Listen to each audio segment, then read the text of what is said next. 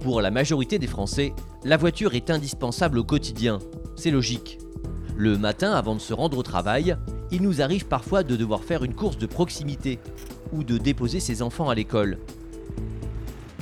Mais l'idéal, lorsque l'on n'habite pas à proximité de son lieu de travail, c'est de pouvoir ensuite garer son véhicule dans un parc relais et d'emprunter les transports en commun. Comme ici à Saint-Sulpice dans le Tarn, auprès d'un arrêt d'autocar qui emprunte l'autoroute pour rejoindre Albi.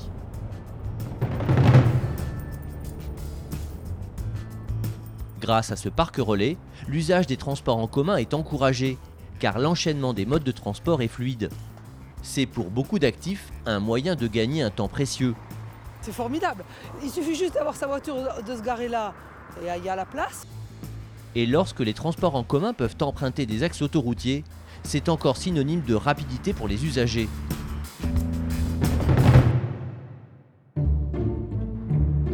Dans certaines régions, on va même plus loin. On a créé des voies dédiées aux autocars express sur les autoroutes. Car accéder aux métropoles aux heures de pointe, pour les automobilistes qui habitent dans les grandes couronnes, c'est souvent difficile avec les nombreux embouteillages aux abords des centres-villes. En Île-de-France, sur l'autoroute A10, juste avant l'arrivée à Massy, on a élaboré cette solution, la voie dédiée. Pour les usagers, c'est l'assurance d'arriver toujours à l'heure à destination. Là, vous voyez, un autocar arrive et il double les véhicules qui sont sur les voies normales. C'est le meilleur moyen d'inciter ce qu'on appelle les autosolistes à abandonner leur voiture et à prendre soit un mode collectif comme l'autocar, soit le covoiturage. Et la collectivité peut décider quels véhicules sont prioritaires, comme ici à Madrid, où certaines voies réservées sont aussi bien accessibles aux autocars qu'aux adeptes du covoiturage. À Madrid, on a même imaginé que les voies dédiées puissent être réversibles, dans le sens grande couronne centre-ville le matin et le soir, à l'heure du retour à domicile, dans l'autre sens. L'engorgement des autoroutes qui permettent d'accéder aux métropoles aux heures de pointe peut aussi se résoudre avec une utilisation de la bande d'arrêt d'urgence. Le matin en semaine, dès 7h, certains accès à Grenoble sont engorgés. Mais pour les autocars qui empruntent l'autoroute, l'accès à la bande d'arrêt d'urgence est autorisé. Cela leur permet de dépasser les véhicules à l'arrêt à cause de la densité du trafic. Cette solution a fait ici la preuve de son efficacité en toute sécurité. Et elle est rapide à mettre en œuvre, puisqu'il n'est pas nécessaire d'aménager une voie supplémentaire. Pour que les transports en commun gagnent des parts de marché, il faut aussi les rendre très accessibles aux piétons, aux cyclistes et aux automobilistes. Il faut faire en sorte que les usagers passent d'un mode de transport à un autre sans perdre de temps. Aux portes de Toulouse, plusieurs hubs remplissent cette mission. Les usagers arrivent à combiner plusieurs trajets de manière très fluide.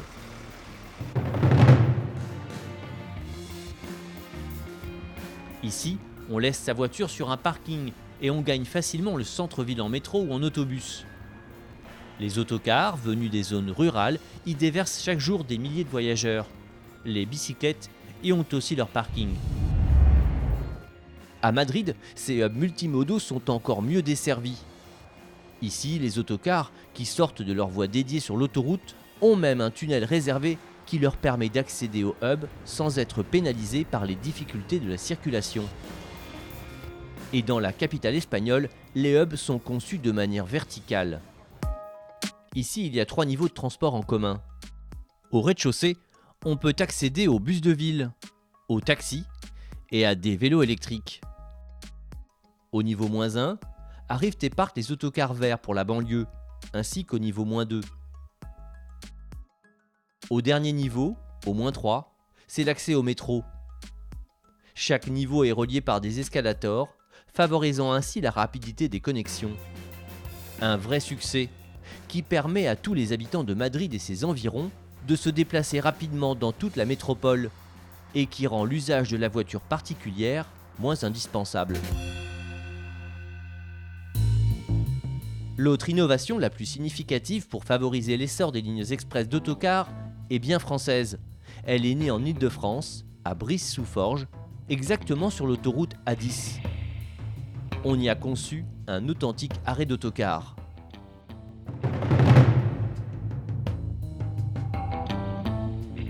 C'était très utile de l'implanter à cet endroit, puisqu'il n'y a pas d'échangeur à proximité. C'est parfaitement sécurisé. Il y a une paroi qui bloque les usagers lorsque l'autocar n'est pas à quai. Et cela permet là encore d'enchaîner de manière fluide les moyens de transport.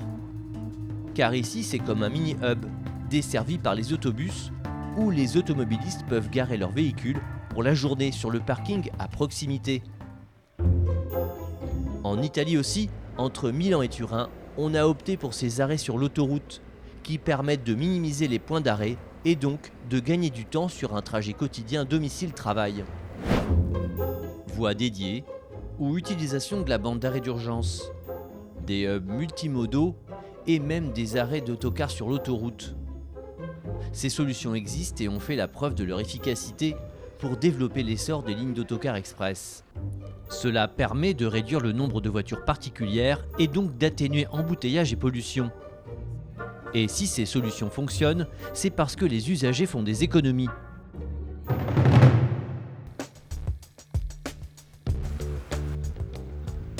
Un peu partout sur le territoire, des citoyens ont bien compris que prendre la ligne express d'autocar plutôt que sa voiture personnelle était source d'une réelle économie mensuelle. En bus, ça coûte un peu plus d'une quarantaine d'euros par mois. En voiture, ça coûte plus de 200 euros par mois. Même constat en Île-de-France, où cette habitante de la Grande Couronne économise sur le carburant, ce qui engendre moins de pollution. Elle réalise également une économie sur le stationnement et le péage. Au total, plusieurs centaines d'euros. J'ai une carte Navigo qui me coûte à peu près 70 euros.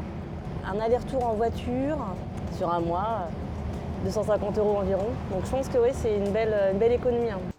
Ici, on accède à bord des lignes express avec le pass Navigo. L'employeur prend en charge la moitié de la facture mensuelle.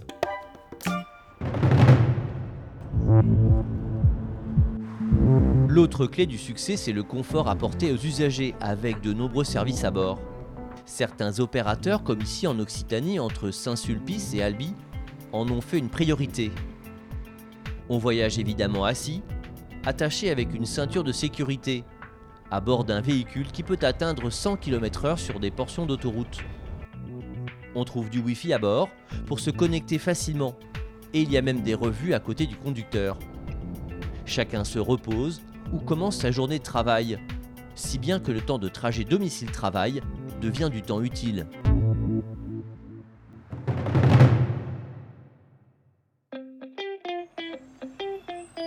Ce qui renforce encore l'attrait des transports en commun, c'est évidemment leur fiabilité.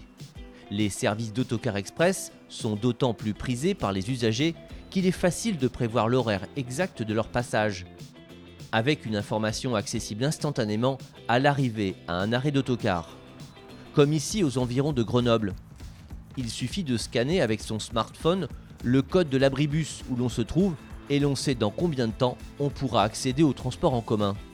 De quoi en finir avec le stress et les incertitudes sur le passage du prochain autocar. Et ça facilite la vie des usagers. Je suis arrivée, j'ai flashé et voilà, j'ai directement tous les horaires en temps réel. À Grenoble, on a aussi pensé à créer un lieu unique pour renseigner les usagers sur toutes les solutions de transport qui s'offrent à eux. En poussant la porte de cette agence de mobilité, on accède à tous les renseignements nécessaires pour optimiser ses déplacements en prix et en temps. On peut acheter les titres de transport et les abonnements qui conviennent le mieux à notre situation. Autocar, train, tramway, abonnement de parking ou de box à vélo. Tout est accessible en un seul guichet. C'est d'autant plus utile que les nouvelles solutions de mobilité ont besoin d'être connues de tous, afin de diminuer la part des automobilistes seuls dans leur voiture.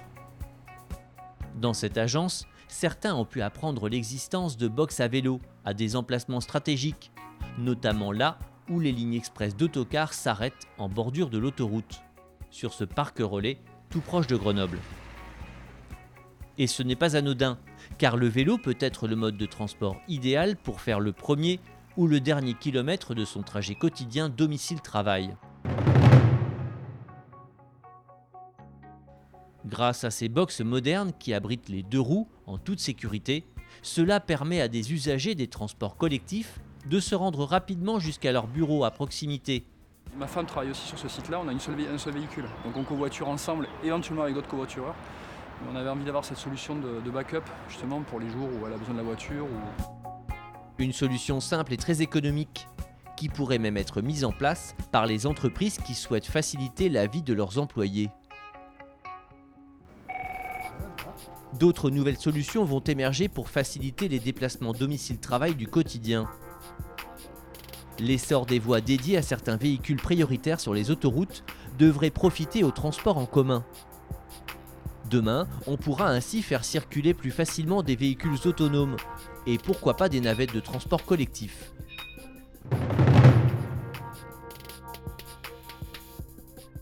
Si vous voulez un jour développer des véhicules à conduite déléguée, il est évident que ce sera plus facile de prévoir des navettes à conduite déléguée sur des voies réservées, parce que quand vous mettez de l'intelligence dans un véhicule, si ce véhicule roule presque toujours dans des conditions de fluidité, on a besoin de beaucoup moins d'intelligence dans le véhicule que si on fait rouler ce véhicule dans des bouchons.